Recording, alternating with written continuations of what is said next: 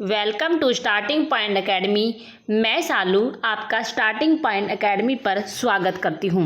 हमारी आज previous year question की सीरीज पार्ट नंबर 6 है। तो आप पिछली भी प्लेलिस्ट में मैंने डाल दी है। पिछली जो हमारे पास क्लास है 5 तक मैंने पहले करवा दी है। आज हम 6 पढ़ेंगे, तो आप उनको भी देखना। प्रीवियस ईयर क्वेश्चन आपके लिए बहुत ही इम्पोर्टेंट रहने वाले हैं। तो वीडियो को हम स्टार्ट करते हैं।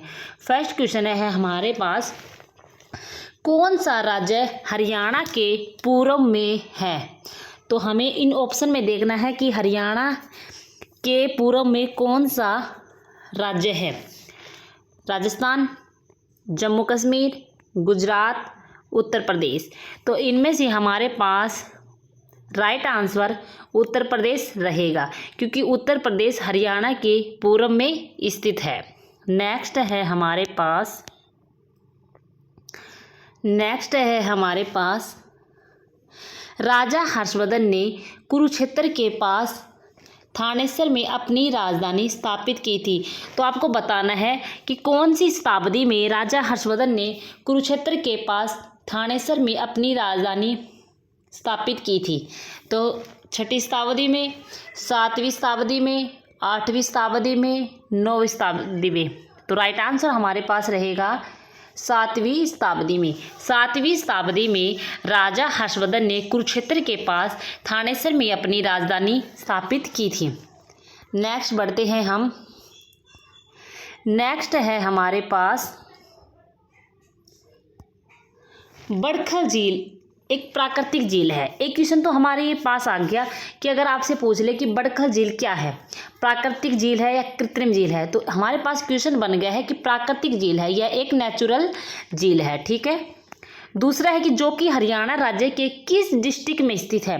तो आपको बताना है कि बड़खल झील प्राकृतिक झील है जो हरियाणा राज्य के कौन से डिस्ट्रिक्ट में स्थित है। हिसार में है, पंचकुला में है, कुरुक्षेत्र में है, फरीदाबाद में है। तो राइट आंसर हमारे पास रहेगा फरीदाबाद में है। तो मैंने झील आपको शॉर्ट ट्रिक के माध्यम से करवा रखी है, तो आप प्लेलिस्ट में विजिट करना। सारे टॉपिक वाइज हरियाणा जीके आपको मिल जाएगी, वो भी ट्रिक के से, और आपको एक बार देखने से ही वो आपको याद हो जाएंगे। तो हमें ये देखना है कि हमारे पास राइट आंसर हो गया फरीदाबाद।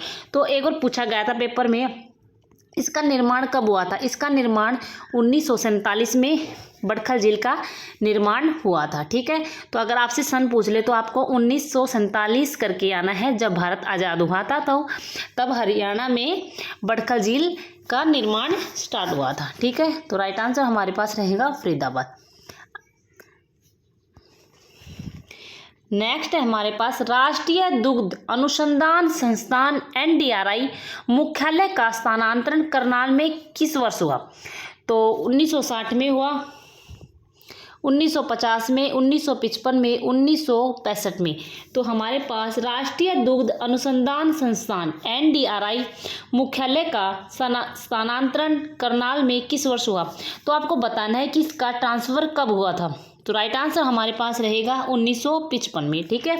अगर आपसे NDRI की फुल फॉर्म पूछ ले तो आप इसको राष्ट्रीय दुग्ध अनुसंधान संस्थान आपको करके आना है। ठीक है। एक क्वेश्चन में 2 क्वेश्चन आपको याद हो गए होंगे। हरियाणा विधानसभा के प्रथम अध्यक्ष कौन थे? तो आपको बताना है कि हरियाणा विधानसभा की प्रथम अध्यक्ष कौन थे। फर्स्ट ऑप्शन है हमारे पास सन्नो देवी, सेकंड है हमारे पास कुलदीप शर्मा, थर्ड है हमारे पास मनफूल सिंह ईश्वर सिंह। तो राइट आंसर हमारे पास रहेगा सन्नो देवी। तो सन्नो देवी विधानसभा की प्रथम अध्यक्ष थी, वो भी हरियाणा की। ठीक है। आगे बढ़ते हैं हम। आम मेला किस स्थान पर लगता है? सोनीपत में, पिंजौर में, बिलासपुर में, कुरुक्षेत्र में। तो राइट आंसर हमारे पास रहेगा पिंजौर, क्योंकि आम मेला पिंजौर में लगता है। ठीक है। और पिंजौर कहाँ है आपको पता होगा, पंचकुला में है। ठीक है। नेक्स्ट है हमारे पास आगे बढ़ते हैं। प्रीवियस ईयर क्वेश्चन बहुत ही ज़रूरी है, तो चैनल को लाइक शेयर सब्सक्राइब करना ना भूलें। मैं आपको 1800 प्लस क्वेश्चन आपको करवाऊंगी इन्हीं सीरीज के माध्यम से। पहले हम करेंगे ऑप्शन वाले क्वेश्चन, और जो हमारे पास वन लाइनर क्वेश्चन है वो भी प्रीवियस ईयर है, पेपर में आए हुए हैं। ऐसे कैसे ऑप्शन छप जाते हैं, तो आप उनको देखना और चैनल को लाइक से सब्सक्राइब करना ना भूलें। नेक्स्ट हमारे पास निम्नलिखित में से हरियाणा के किस नगर पर तैमूर ने आक्रमण किया था। तो आपको बताना है कि तैमूर ने कौन कौन से नगर पर आक्रमण किया था। फतेहाबाद, सिरसा, हिसार, ये सभी। तो राइट आंसर हमारे पास क्या रहेगा, ये सभी। तो तैमूर ने हरियाणा के फतेहाबाद, सिरसा, हिसार सारे डिस्ट्रिक्ट पर हमला आक्रमण किया था। नेक्स्ट है हमारे पास छड़ी लोक नृत्य किस अवसर पर किया जाता है। दिवाली पर, गुग्गा नवमी पर, दशहरा पर, होली पर। तो छड़ी नृत्य कब किया जाता है, गुग्गा नवमी पर। गुग्गा नवमी कब आती है, रक्षाबंधन के बाद आती है। ये तो आपको पता ही होगा कि रक्षाबंधन के बाद क्या आती है, गुग्गा नवमी, तभी छड़ी लोक नृत्य किया जाता है। एक बार पेपर में पूछा गया था कि छड़ी किससे संबंधित है, तो आप बता देना गुग्गा नवमी से संबंधित है। ठीक है। नेक्स्ट है हमारे पास ख्वाजा अल्ताफ हुसैन हाली थे। ख्वाजा अल्ताफ हुसैन हाली क्या थे, स्वतंत्रता सेनानी थे, कवि थे, खिलाड़ी थे, किसान नेता थे। तो बताओ इनमें से क्या थे। तो राइट आंसर हमारे पास रहेगा कवि थे। ख्वाजा अल्ताफ हुसैन हाली एक कवि थे। नेक्स्ट है हमारे पास मैंगनीज हरियाणा के किस जिले में मिलता है। मैंगनीज मैंने आपको बताया था, मैंने खनिज आपको शॉर्ट के माध्यम से करा रखा है। तो मैंने आपको बताया था कि सबसे ज़्यादा हरियाणा के किस डिस्ट्रिक्ट में हमें खनिज पदार्थ मिलता है, तो मैंने बताया था महेंद्रगढ़ में। तो अगर आपको ऑप्शन याद ना हो, क्वेश्चन याद ना हो, तो आपको राइट आंसर महेंद्रगढ़ करके आना है, क्योंकि ज़्यादा चांस रहने की संभावना होती है महेंद्रगढ़। तो हमें देखना है कि मैंगनीज हरियाणा के किस जिले में मिलता है। तो राइट आंसर इसका क्या रहेगा, महेंद्रगढ़, क्योंकि महेंद्रगढ़ में ही मैंगनीज मिलता है। नेक्स्ट है हमारे पास मेवात में बोली जाने वाली हरियाणवी भाषा का प्रभाव नहीं है। तो ये इसका ऑप्शन हम बाद में देखेंगे, मैं आपको पहले बता देती हूँ कि मेवात में बोली जाने वाली हरियाणवी भाषा का प्रभाव नहीं है। तो पंजाबी भाषा मेवात में नहीं बोली जाती है, बिल्कुल नहीं बोली जाती है। और इसके अलावा पंजाबी इसका आंसर रहेगा। और इसके अलावा कौन कौन सी भाषा बोली जाती है, बजर, ये भाषा बोली जाती है, बजर। राजस्थानी हो गया, बांगरू हो गया, क्योंकि मेवात ऐसा डिस्ट्रिक्ट है जो राजस्थान के सीमा साझा करता होगा, तभी इसमें राजस्थानी बोली जाती है। तो हम ऑप्शन की तरफ देखते हैं, ये देखो ये हो गया, मैंने बताया आपको। पंजाबी हमारे पास राइट आंसर रहेगा, क्योंकि पंजाबी मेवात में बिल्कुल नहीं बोली जाती। बजर भी बोली जाती है, ब्रज, और राजस्थानी बोल जाती है, और बांगरू बोली जाती है। और क्या नहीं बोली जाती, पंजाबी भाषा बिल्कुल भी मेवात में नहीं बोली जाती। आगे बढ़ते हैं हम।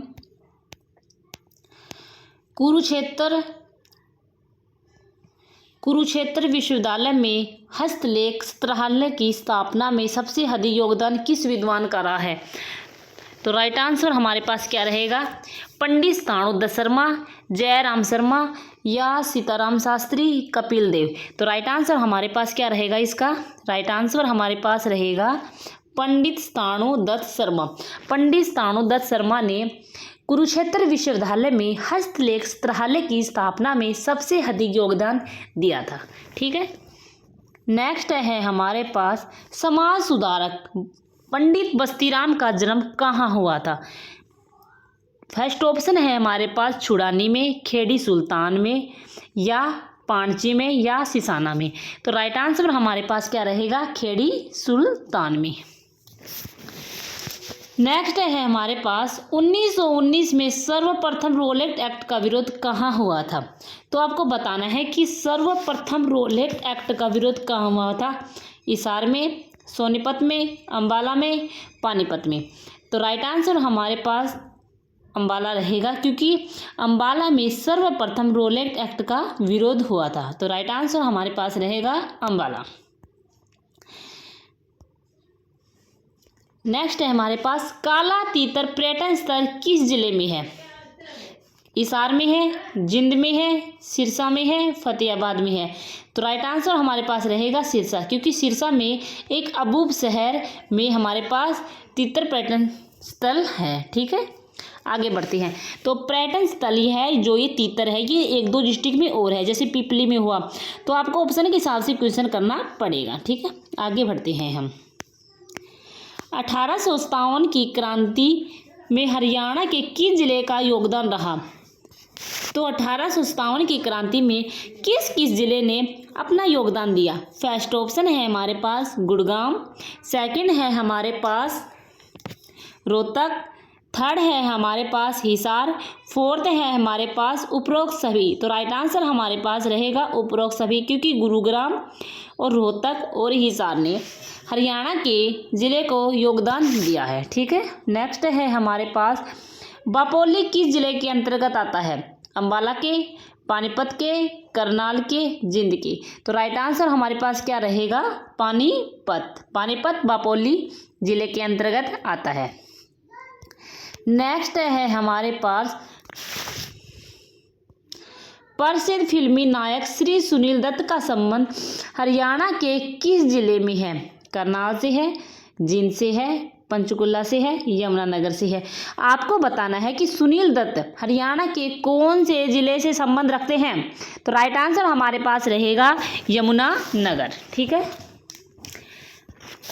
नेक्स्ट है हमारे पास राजीव गांधी एजुकेशन सिटी कहाँ स्थापित हो रही है?